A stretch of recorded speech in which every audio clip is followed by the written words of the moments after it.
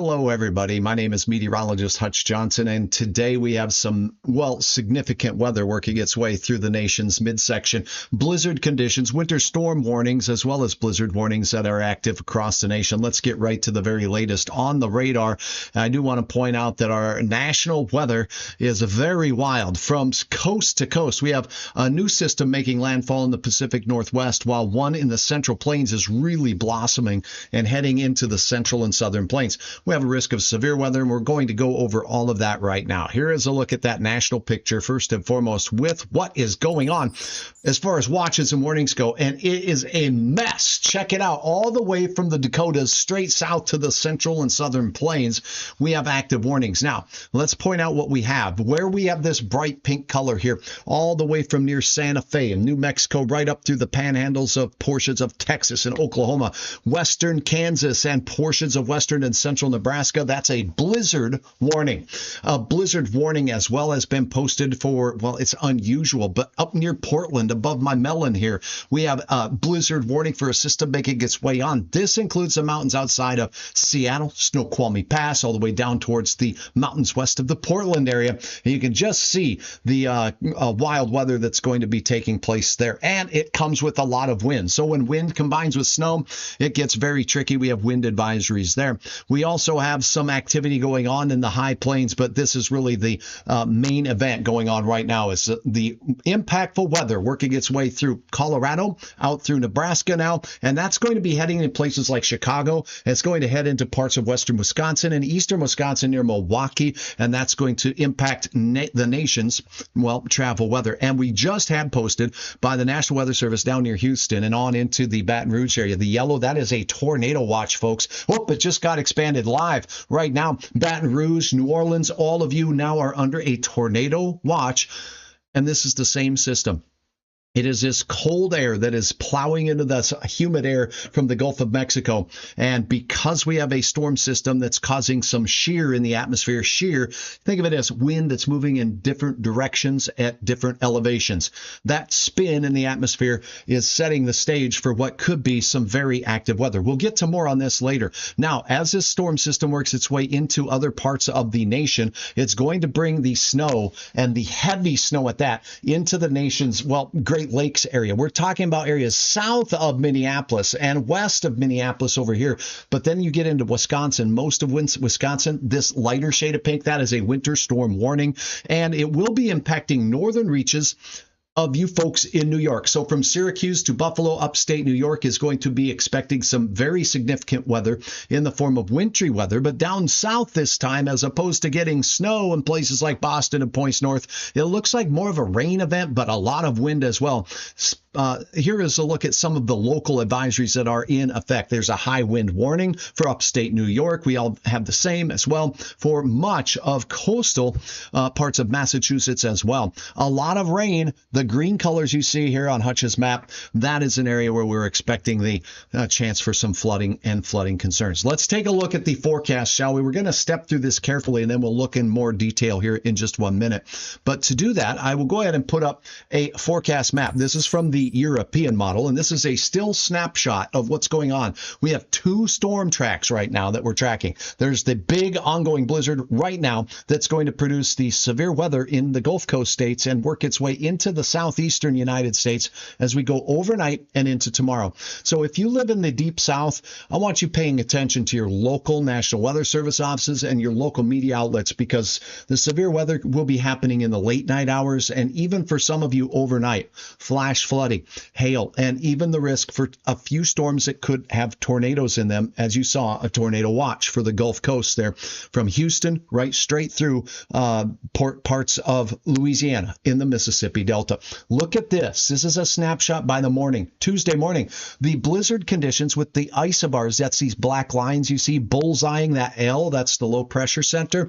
That is the center of the storm system, and there will be wind and snow working its way right through and out of central Iowa into eastern Iowa. So we're talking that area near the Quad Cities, Quincy, Illinois, central Illinois, and northern Illinois, not far from you in Chicago. You're going to be seeing that transition.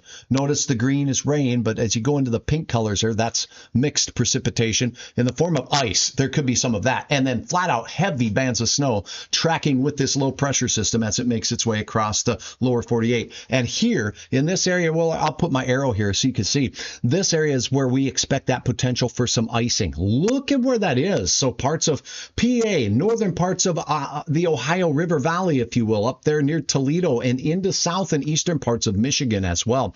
While the severe weather threat will move out of the deep south and the Louisiana coastal area and will push across the panhandle of Florida and point south. Much of Florida will be under the gun for tomorrow with that system as far as that goes. And here, look at what's going on. A major winter event will be taking place for our neighbors in the Pacific Northwest. Blizzard conditions. We don't hear about blizzard warnings in that part of the country too often.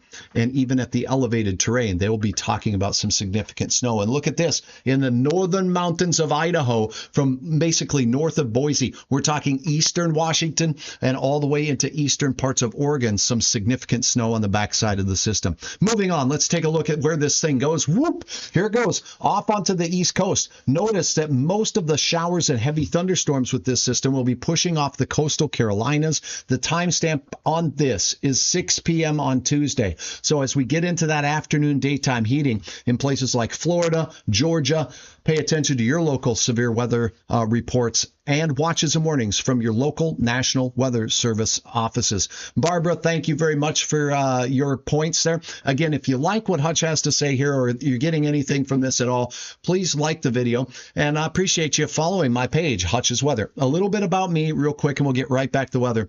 I'm a meteorologist who's been a broadcast meteorologist for 26 years. I have taught introduction to meteorology at the college level for the better part of 20 years and spent the early part of my career in research meteorology. And it's fun continuing to talk about the weather with you right here on a social platform as well, to give you a balance of what meteorologists look at when we're comparing models. Now, that's just a look at where the storm will be. Notice the storm center kind of separating and elongating. And this is what we would call an occluded type of a system, where we may get some very potent weather here in the Virginias, because there'll be what we would call a triple point, a warm front, where it interacts with this cool front of air as well. On the backside, very windy north winds and cold air will cause this rainy area in the areas of southern Indiana to start to switch over to ice and snow. Now, let's see where this system goes as we close out this on Wednesday morning. Look at it. It's way out of here. It's moving up, way up near northern portions of Maine. There will still be wind, and the cold air will mean it's changing over to snow, but it runs out of some of its punch and oomph. Now, there's going to be another Alberta clipper. Guess where that's coming from? Yep, straight out of Calgary, Alberta, making its way into Minnesota and the Dakotas as we go through the day.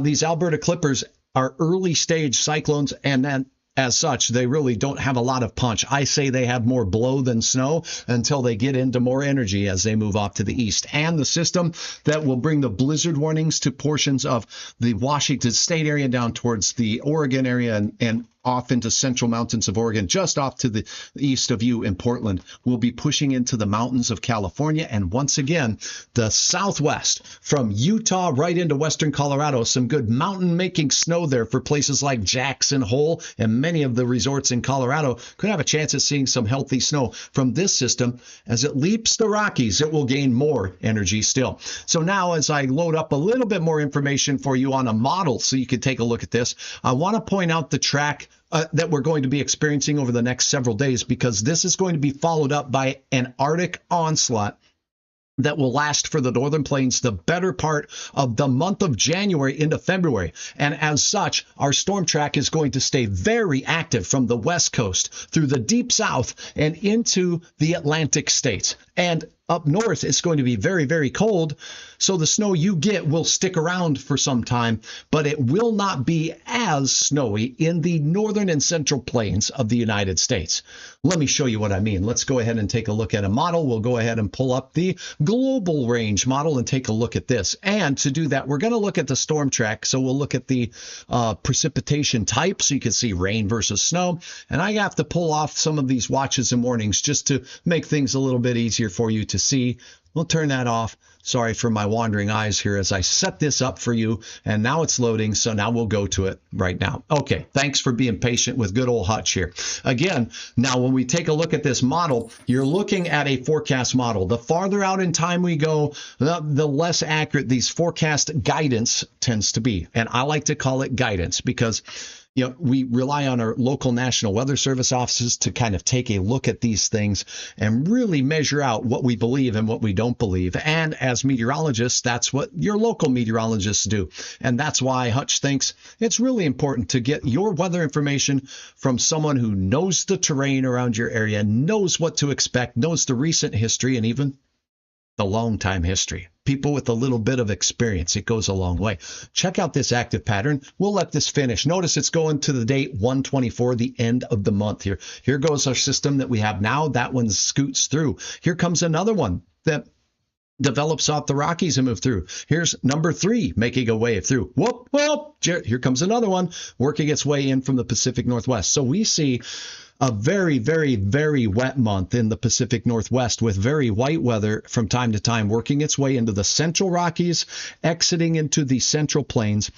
The Great Lakes will get a taste of some heavy snow from time to time on the northern fringe of these systems, but it does look to be very active as they stretch from the Pacific Northwest through the central and southern Rockies and into the East Coast. So be it rain, be it snow, this far out in time, we can't be too specific about that kind of thing, but we certainly see a trend in our long-range pattern with regards to these systems. Now, we're going to stay on this same model, but I'm going to show you colors, and these colors are temperatures. And when you see this looking stuff up here in the northern plains, that's not too balmy. I say a severe lack of balm. Okay, we got a lack of balm heading to the northern plains and the Rocky Mountain states as we put this into motion. It's loading up right now.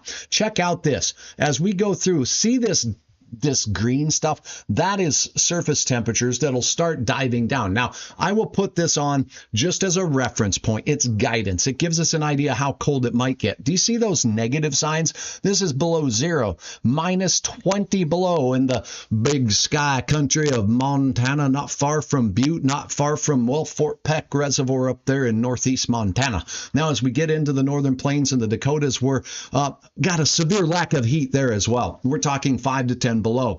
Now, this will test your batteries on your cars, so if it's had a slow starting sound to it, you may want to get that battery checked because that's an important thing. You don't want to be left without. Make sure you're keeping your gas tanks more to the full side than empty, because if you get stranded by the roadside with temperatures like this, and we're going to have some wind up here, air that's in a hurry, and air that's in a hurry can make you feel very cold, so keep that in mind. Now, as we go through the timestamp here, this is the middle of the month, the 13th in the morning, and the temperatures are mighty chilly. Look at this. It just sticks around. It sticks around, finally warming up just a pinch as we get into the 16th in the afternoon. Hey, above 0 for a change in the northern plains. And look how far in the deep south these cold air masses punch. Follow the Rocky Mountains. The track of the cold air slides typically along the front range of the Rocky Mountains from eastern Montana, eastern Wyoming, eastern Colorado, and sometimes it's guided as far south as the Gulf Coast states. Watch where this one goes. Whoop, do you see that? It dove all the way down into Missouri with some mighty cold weather. How cold is that? Let's sneak up there. This is forecasting temperatures near 0 in parts of northern Arkansas as we get into the latter part of the month. So we have a change in our weather pattern that's taking place as we glide farther into the month of January. This cold Arctic air mass has influenced the track that these storm systems take over the North American continent, and it means we're going to have an active month ahead. So let's get through the next 24 hours. We did talk a little bit briefly here about what this means with regards to the forecast for tonight. We talked about that tornado watch that's already been posted in places like Houston all the way out towards New Orleans. Let's end with a quick scan of the skies on the radar. So to do that, I'm going to pull back up here full screen so I can load this up. We have flakes flying, horizontal flakes and visibility, and in the process of loading up some content here for you on the radar, I do want to point out that I will show you a look at some DOT cams in the areas that are being packed in by the blizzard conditions as well. And we'll get to that here briefly. But first, let's take a look at this radar right now. As we look across the lower 48, and here we go. Let's go with this national radar view, the deep south. Storms are firing and triggering along the boundary here, not far from you in Houston, going up to Beaumont. And as we zoom in just a little bit closer, we're seeing some areas with some heavier precipitation in that area. So we're talking about that Beaumont area moving in. Now, these are going to work into Lake Charles and out towards the New Orleans area as we head through. And I think I will turn on the watches and warnings here so we can see in real time where those are. And this is helpful for those of you in these impacted areas to see what's going on right now. So we do have an active severe thunderstorm warning that you're seeing here in this polygon. This storm is moving. The polygon is pushing in that north and easterly direction in the area of Kirbyville. So it's moving out of areas north of Sisby and up north near Lumberton up towards that Kirbyville area. So this is a severe thunderstorm warning. This severe thunderstorm warning is for 1-inch diameter hail, as you see on your screen, 60-mile-per-hour winds with that storm making its way through. There is the tornado watch. That's all the yellow outlined counties that you see in this area. So we definitely have the firing off of this line of potentially severe weather in portions of the south. Now, there are some areas here where we see these blue polygons. What are those? These are areas that the National Weather Service is watching very closely. Notice how they are tied to the Highway 89 corridor from Victoria, Texas. This is a weather statement saying these storms are strong, folks, and we'll be keeping our eyes on them for you. So pay attention to your local media and your local sources. And if you're driving or flying into these areas, be advised that we're going to have some rough and tumble weather through the deep south tonight. Now, as we look into Florida, these storms will be working their way into the New Orleans area as we get a little bit later. Let's look at what time the watch expires till, and that will give us an idea of when the SPC, Storm Prediction Center, expects these storms to be on the eastern side. We're expecting damaging wind gusts to 70 miles per hour. A hail on order of 1.5 inches in diameter from some of these storms, and we cannot rule out the tornado threat as well. A couple of tornadoes, not widespread, not a ton, but a couple. So again, be weather aware as you're traveling around the area tonight. Tornado watch just means that conditions are favorable for the development of tornadoes. There's some spin and shear in the atmosphere in the deep, deep south. Now, let's take a look at this nonsense going on in the nation's midsection. This is really going to impact early week travel all the way into the middle of the week. From places like right now, Denver, the storm is moving out of the Denver area and really not impacting the Denver metro too awful badly, but out in the eastern plains of Colorado, Dodge City, Kansas, as you get out there in that area near Lyman, Colorado, and out towards Russell, Kansas, we're seeing these places getting some pretty heavy duty storm conditions. And again, this bright fuchsia color that you see here, that is a blizzard warning. It goes all the way up into Grand Island, Nebraska. So travel from that I-80 corridor from North Platte, the farther east you go into Omaha, Lincoln, those areas are really going to be significantly impacted. There's Kearney, Nebraska, right there on the interstate. And this system is going to punch where right now in Des Moines, things aren't too bad. As we go into the late evening hours, it is going to deteriorate. And look at this in Kansas City. You're right on that boundary too with winter storm watch. Now, a winter storm warning for Overland Park. It does include the Kansas City metro area. So some significant airports, some significant areas in our nation's travel sector from, semi and truck traffic through the nation's midsection impacted by this. Now, I will take a look at a couple of cameras and we'll go ahead and look at, let's go ahead and go into Nebraska. So this storm is hitting parts of Nebraska quite hard. What you're going to see here is a look at the Department of Transportation's website. You can get this anytime by doing a search for your state for road conditions from the Department of Transportation, and that will be a help for you. Now, here's a look at what we see going on in the state of Nebraska, and I will try to make this full screen so you can see just a little bit better. Notice as you go from the northeast Colorado area, as we go from highway or Interstate 76 and it dives into I-80 right there at the border, we can look at a couple of these cameras, and let's start out at that border area.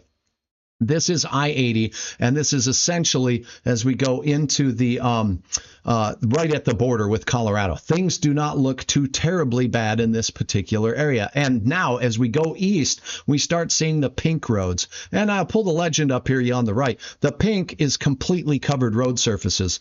These asterisks are incidents, so there's crashes on I-80 right now. And we can see the radar here. This is actual radar imagery, and this is what it looks like, where the radar is showing the higher intensities. You're looking at, well, just terrible travel conditions. The road coated and visibility at times in open country is likely going to be very close to zero, if not zero. So dangerous travel through the state of Nebraska now on I-80 all the way from about that Kearney area. Okay, here's Kearney at this bottom center post, and then even a little bit farther west than that. We do have red here, and red indicates just simply impassable roads. So there are areas here because of the winds that these roads are just simply impassable in Nebraska. So just stay home and do not travel. If you must, you've got to have a survival kit, and pay attention because some of these roads may indeed be closed. In fact, this is a closure symbol here where you see the red minus sign, and the road is closed. I-80 westbound is closed.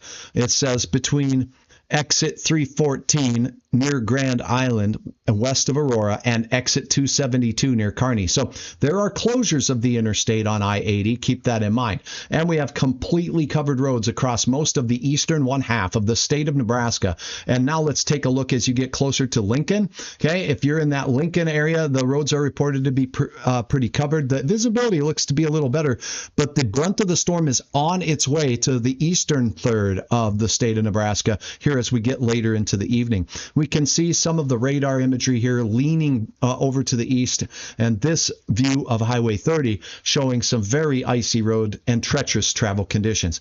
So that's a look at the impacts there in the great state of Nebraska as this system works its way through. And showers and thunderstorms are working their way through right now, the Deep South and the Mississippi Delta. So that is a look at what's going on across the nation. Again, I appreciate you watching. My name is meteorologist Hutch Johnson. Again, I've been a broadcast meteorologist for the last 26 years, meteorologist for the last 30 in research. I've done teaching at the college level, as well as right here on the social platforms. Thanks for joining me. Again, I see that there have been a couple of questions up here.